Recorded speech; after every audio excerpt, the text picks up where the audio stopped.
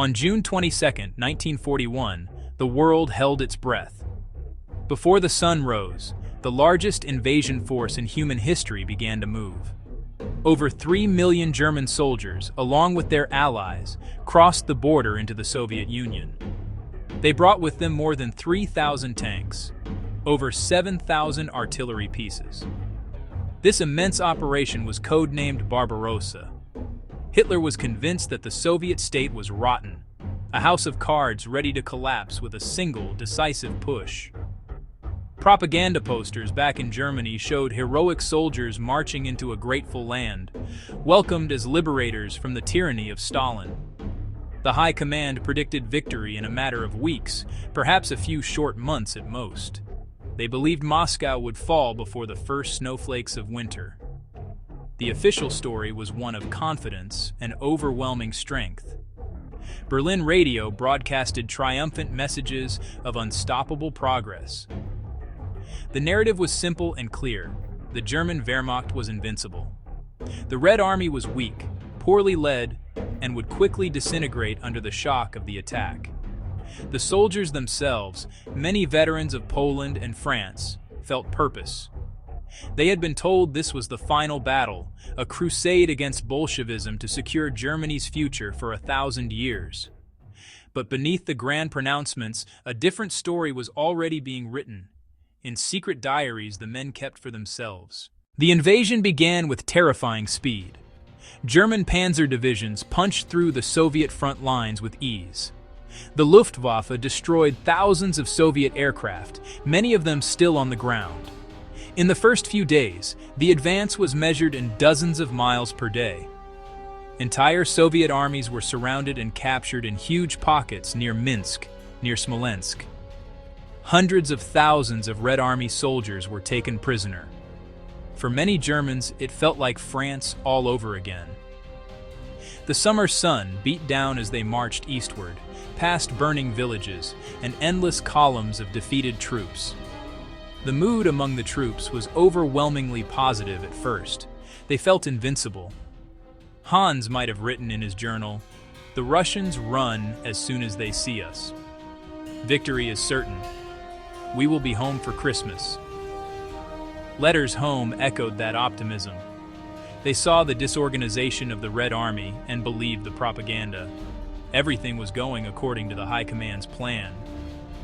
But the land itself was an enemy. Roads were often no more than dirt tracks. When it rained, they turned to impassable mud. When dry, tanks and trucks kicked up dust that covered everything and clogged engines. The vast distances were unlike anything in Western Europe. Supply lines stretched to breaking point. Fuel, ammunition, food had to travel hundreds, then thousands of miles. The further they advanced, the more tenuous the link to their bases. Captured Soviets were numerous, but escapees returned to fight with surprising ferocity.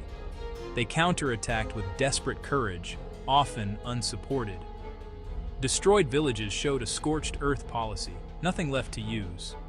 Civilians were often hostile and afraid. They were advancing into a vast, alien, unforgiving world beginning to push back. The summer of victory was also a summer of dust and growing unease. Beneath the headlines, the diaries began recording the true accounts, stark realities of the front line, not the bombast of propaganda. While generals celebrated encirclements, the individual soldier faced a different war, a vast landscape that swallowed armies whole, a civilian population that did not always welcome him, and an enemy that refused to break. The official reports continued to speak of glorious progress, but the private diaries of the soldiers began to tell a different story. The words written in pencil, in small notebooks hidden from officers, were not about glory. They were about exhaustion, dirt, and a growing sense of dread. One soldier, Wilhelm Hoffmann of the 94th Infantry Division, noted the sheer emptiness of the landscape. "We are advancing into nothing," he might have written. The endless plains seemed to swallow the mighty German army. The promised quick victory felt further away with each passing day, not closer. The Red Army soldier, portrayed as a subhuman coward, fought with a stubbornness that shocked the Germans. "They do not surrender," a corporal wrote. "You kill one, and another takes his place. They will fight to the last man." In France, armies surrendered when surrounded. Here, surrounded units fought on, forcing costly, time-consuming battles. Partisan fighters emerged from forests and swamps, attacking supply columns and lone vehicles, danger far behind the front. The suffering of the civilians was impossible to ignore. The soldiers marched through total destruction. Villages were burned to the ground, either by the retreating Red Army or by German units as punishment for partisan activity. The diaries record haunting images of homeless families, of starving children, and of the mass executions of Jews and political commissars by special SS units, the Einsatzgruppen. "Today, I saw things I must never speak of," one soldier confessed. The diaries are the most honest record of the war. They were not written for public consumption. They were private thoughts, fears, observations. We are told we are masters of this land, but the land does not feel mastered. The mud holds our tanks, the forest hides our enemy. They were conquering territory on the map, but on the ground, they felt like unwelcome intruders in a land that fought back. Past a village today, it was empty, just burned houses and the smell of death.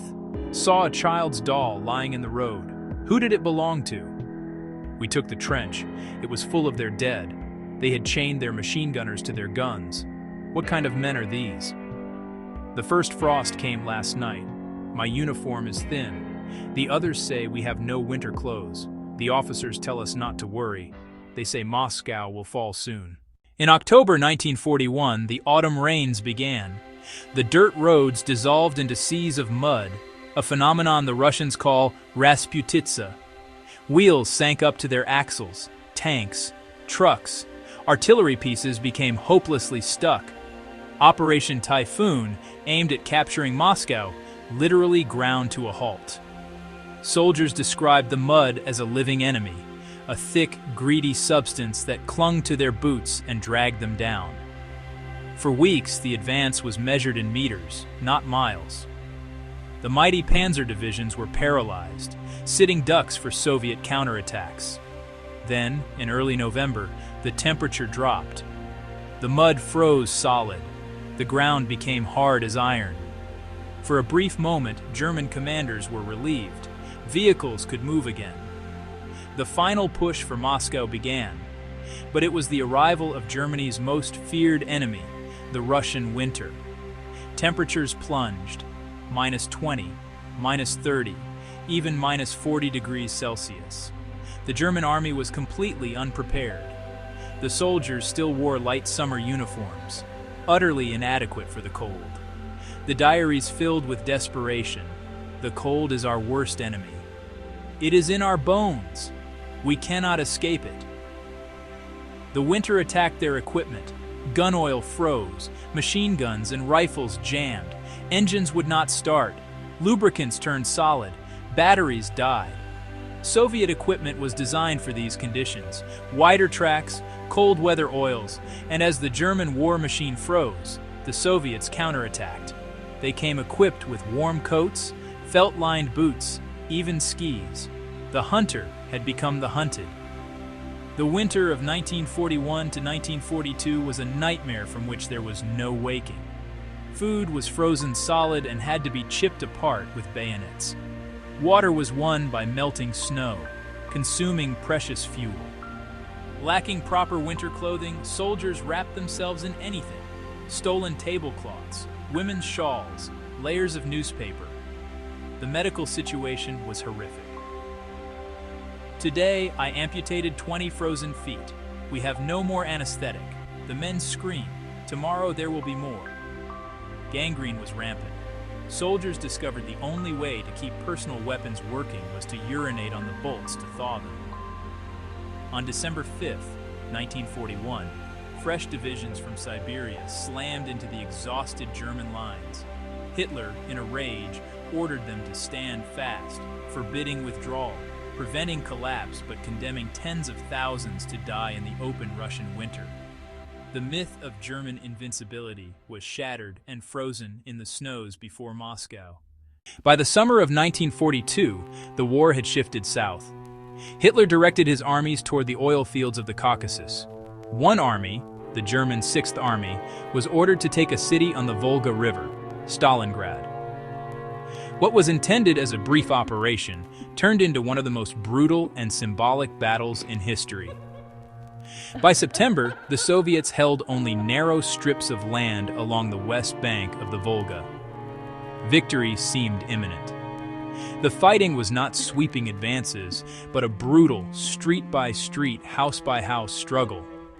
The Germans called it Rattenkrieg, War of the Rats, because the fighting took place in rubble, in sewers, in basements, and in shattered factories. A single building, like Pavlov's house, could be contested for weeks.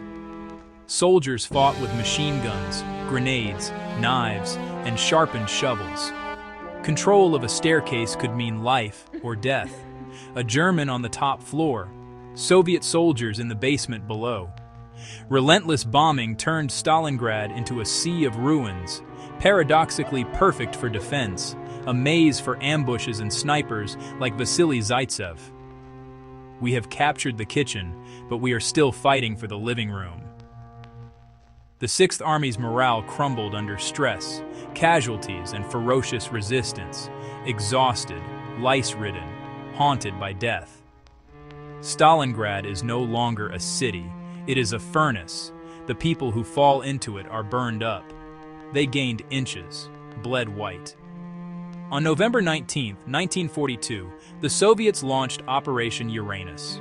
Two huge pincers smashed through the weaker flanks, north and south, and met at Kalak, trapping over 250,000 men. Paulus asked to break out. Hitler refused, promising supply by air. The air bridge was a catastrophic failure.